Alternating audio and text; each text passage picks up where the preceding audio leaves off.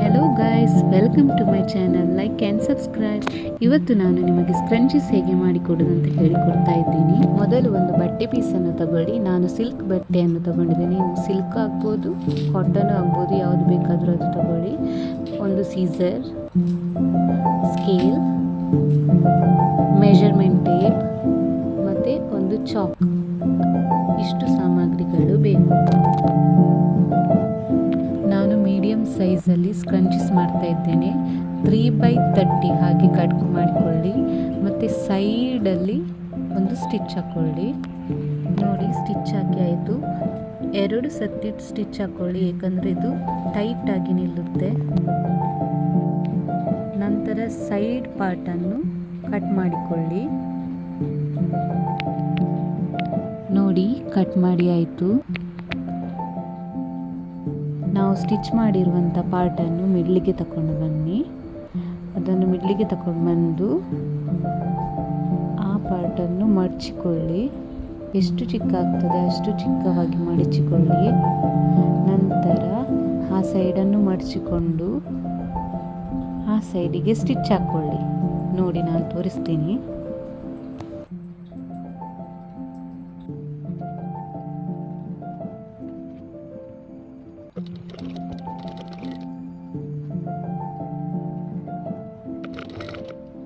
Stitch ಹಾಕುವಾಗ ಒಳಗೆ ಇರುವ ಬಟ್ಟೆಯನ್ನು ಎಳೆದುಕೊಂಡು ಸ್ಟಿಚ್ ಮಾಡಿ. ನೋಡಿ, ನಾನು ತೋರಿಸ್ತೇನೆ.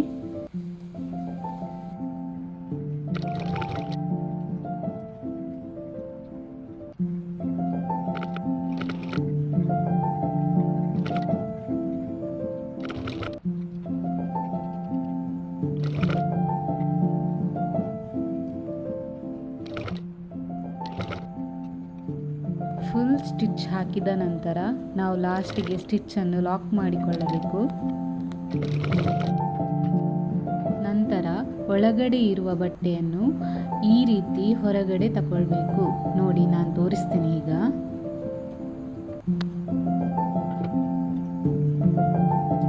ನೋಡಿ, ಎಷ್ಟು ಸುಲಭವಾಗಿ ಹೊರಗಡೆ ಬರ್ತದೆ. ನೋಡಿ, ಈಗ ರೆಡಿ ಆಯಿತು.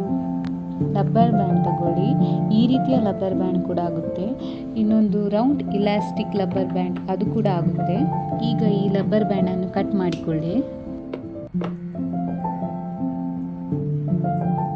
ಒಂದು ಸೇಫ್ಟಿ ಪಿನ್ ತಗೊಳ್ಳಿ.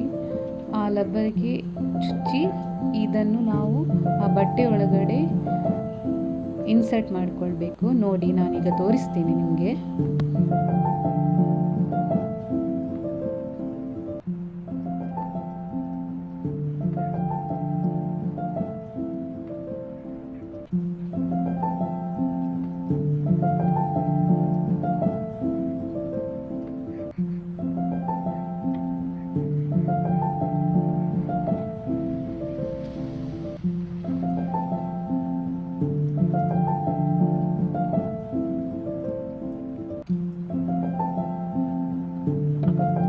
ನೋಡಿ, ಇನ್ಸರ್ಟ್ ಮಾಡಿ ಆಯಿತು. ಇನ್ನು ನಾವು ರಬ್ಬರನ್ನು ಸ್ಟಿಚ್ ಮಾಡಿಕೊಳ್ಬೇಕು. ಸ್ಟಿಚ್ ಮಾಡಿ ಆಯಿತು. ನೋಡಿ, ಈಗ ನಮ್ಮ ಸ್ಕ್ರಂಚೀಸ್ ರೆಡಿಯಾಗಿದೆ. ನೋಡಿ,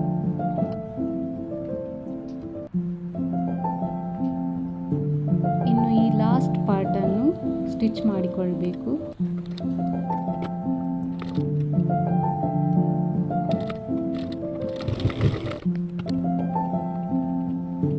ಉಳಿದಿರುವ ಎಕ್ಸ್ಟ್ರಾ ಥ್ರೆಡ್ಗಳನ್ನೆಲ್ಲ ಕಟ್ ಮಾಡಿಕೊಳ್ಳಿ. ಆಗ ನಮಗೆ ಸ್ಕ್ರಂಚಿ ನೀಟಾಗಿ ಕಾಣುತ್ತೆ. ನೋಡಿ, ಈಗ ಸ್ಕ್ರಂಚಿ ರೆಡಿ ಆಯಿತು. ನೀವು ಕೂಡ ಒಮ್ಮೆ ಮನೆಯಲ್ಲಿ ಮಾಡಿ ನೋಡಿ. ತುಂಬ ಸುಲಭವಾಗಿ ಉಂಟು. ನೀವು ಒಮ್ಮೆ ಟ್ರೈ ಮಾಡಿ. Thank you for watching my video. Like and subscribe.